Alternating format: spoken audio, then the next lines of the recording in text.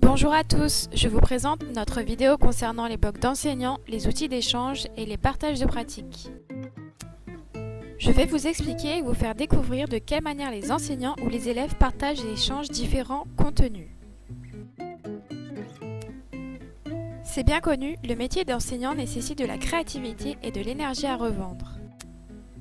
À la maternelle, les professeurs organisent des activités afin de renforcer entre autres l'apprentissage du langage, la socialisation et le développement de l'enfant.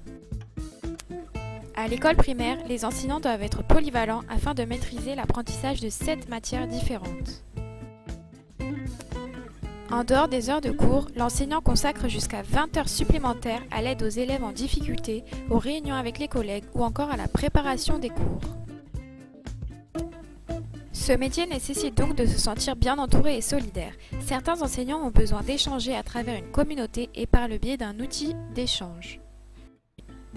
Un outil d'échange peut se traduire à travers différentes pratiques et sous différentes plateformes. Cela peut consister à des dépôts de leçons, de devoirs, de capsules vidéo ou de manuels numériques. Le but pour tous est de partager des commentaires, réflexions, ressources, idées, projets, participer à des discussions directes ou via des forums. Concernant les applications, elles sont diverses, YouTube, Instagram, Twitter ou les blogs. Tout d'abord, qu'est-ce qu'un blog? Le blog est un outil communautaire, c'est un site web personnel qui se construit en publiant des articles à la manière d'un journal consacré à un sujet particulier.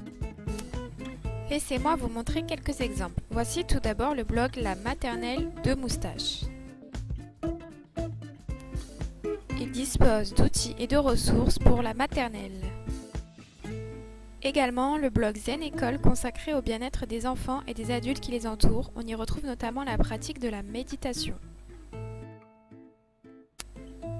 Ensuite, Orphée École qui permet d'être au courant des actualités concernant les différents cycles.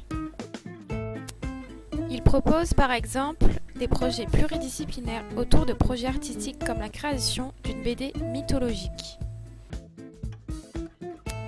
Enfin, le blog emblématique Lutin Bazar. Il est rempli de ressources et de documents pour CP, CE1 et CE2. Il propose des activités autonomes, des outils pour la classe, différents projets comme travailler les émotions en art visuel. Enfin, il propose une multitude de documents, de projets et de ressources pour différentes matières en CP, CE1 et CE2.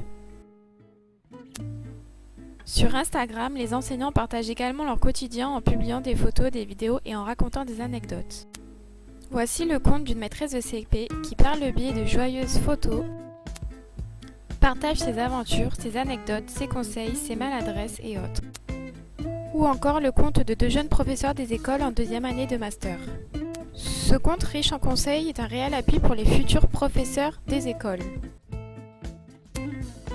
Dans ces différentes ressources, on retrouve plusieurs avantages. Ce sont des sources de conseils, d'entraide et de soutien entre les enseignants. Cela apporte une aide pédagogique, c'est un défouloir notamment pour les jeunes enseignants et ce sont des sources d'inspiration. Changeons de registre et découvrons comment les universités créent leurs propres réseaux sociaux. L'université de Toulouse a créé un réseau nommé Be Happy, apprendre en partageant ses intérêts. C'est une plateforme d'échange de contenu entre élèves et professeurs. Ils peuvent débattre d'un sujet de société, créer des communautés d'intérêt et tenir leur propre blog. Chaque professeur et étudiant se voit attribuer une page individuelle. Il n'y a pas de pseudo et on ne peut pas changer son nom. Cela incite à s'exprimer, à savoir poser des arguments de façon construite pour créer un débat où tout le monde est à égalité.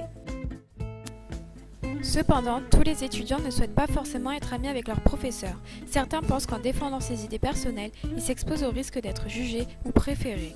D'ailleurs, depuis sa création, la plateforme est très peu fréquentée par les étudiants.